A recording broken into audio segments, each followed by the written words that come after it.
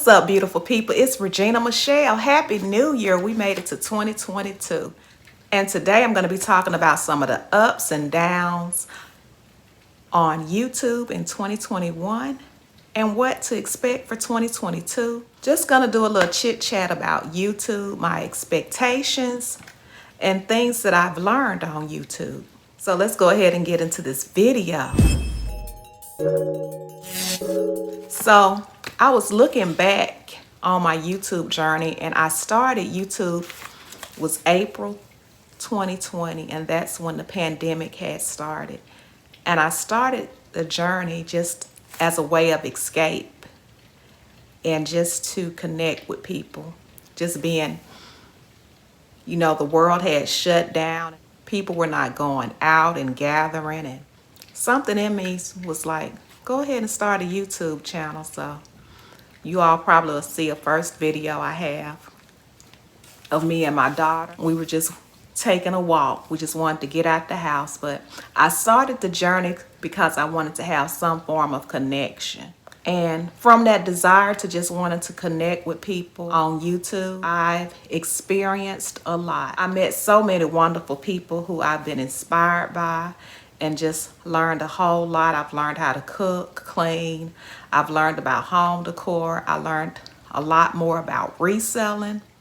As a result of being on YouTube, I'm also doing a live every Wednesday with Derrick, Fundamentals of Side Hustling. You all may want to check out his channel, but we do a live every Wednesday and we rotate the show on each other's channel. And never thought I would do that. I really got out of my comfort zone because I'm not really good. I don't really think that was just really out of my comfort zone, because doing a live in front of people like that, just chit-chatting, that was just out the box for me. And sometimes I'm still uncomfortable about it, but Hump Day Hangout has allowed me to meet so many resellers and YouTubers. And it's been a wonderful experience. And I love, and it's a challenge for me, and so it helps me to get out of my comfort zone. That's something I experienced being on YouTube. I also learned how to edit better, because if you look at some of my beginning videos, you could tell your girl was struggling a little bit. My editing was not that good, but I'm learning a whole lot.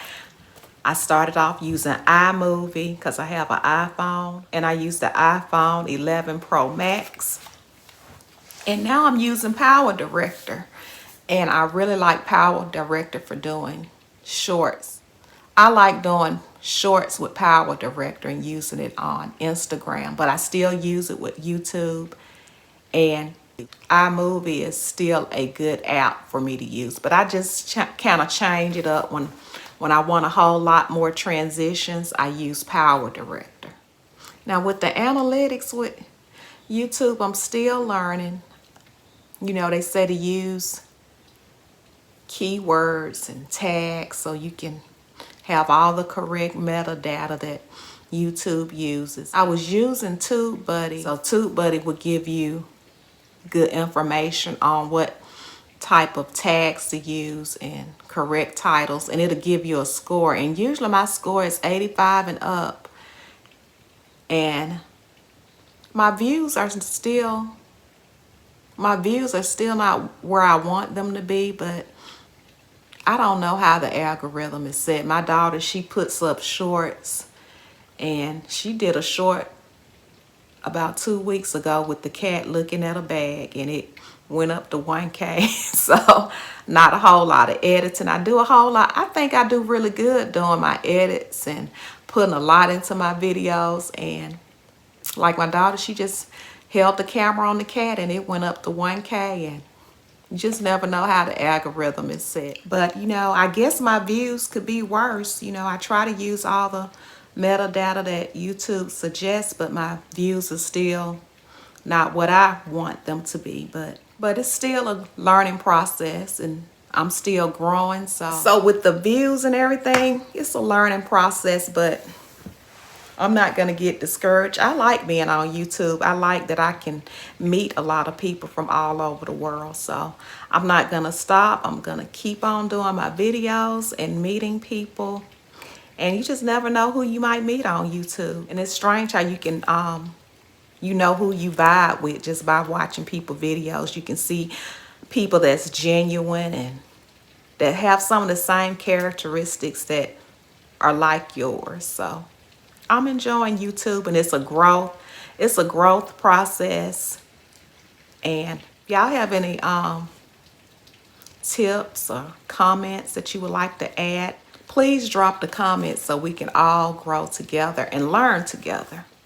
So even though my views are not where I want them to be, at least I can say that I've learned how to edit better.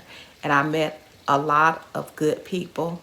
And I'm on a live every Wednesday hump day hangout, which helps me to get out of my comfort zone.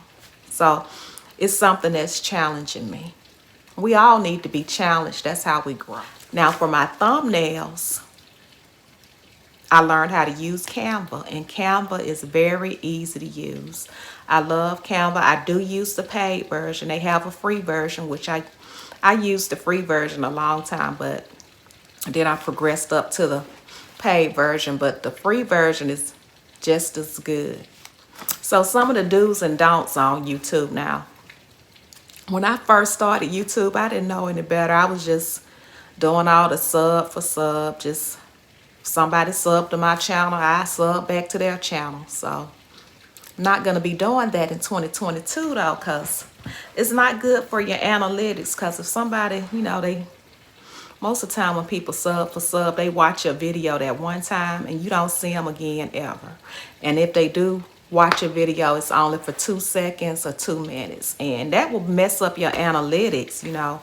If YouTube see a lot of people, you have a lot of subs and all of them are watching your videos for 2 minutes, that's bringing your analytics down. YouTube is looking at that and they're like, these people are really not interested in her video. So if you're going to connect with people on YouTube, connect with the serious ones. You know, the ones who's going to support you and the ones that's going to at least watch 80% of your video. You don't want a lot of people clicking on your video for 2 minutes and clicking off. That's not helping anybody. So I will be connecting with people I feel that's serious about YouTube and really want to support me.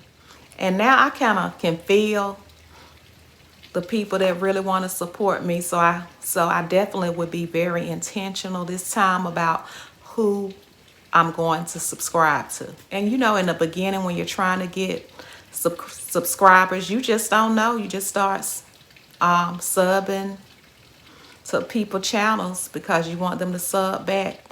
As you begin to grow on YouTube, you'll start making better choices and just really focusing your time on your videos and focusing your time on the people that's really supporting you. And I don't like to call them subscribers. I like to call them supporters, because the supporters are the ones who's gonna at least watch 80% of your video and give you the analytics scoring that you need. I have a handful of supporters that I watch their videos every time they put up a video. I may not can get to all of them because some of my supporters, they put up 3 and 4 videos a week, and I don't I don't have the time to watch that many videos, but for the majority I do watch most of their videos and watch them all the way through. And I have a good handful of people that I support like that. But remember, you know, when you're not supporting people and you just watching 2 minutes of their video, that I just feel like that's so disingenuous. I just think like when you're watching people videos and you're gonna support them and you subscribe to their channel, you may not be able to watch every video somebody puts up. You may be able to just watch 1 or 2 of their videos, but when you watch them all the way through, or at least watch 80% of them.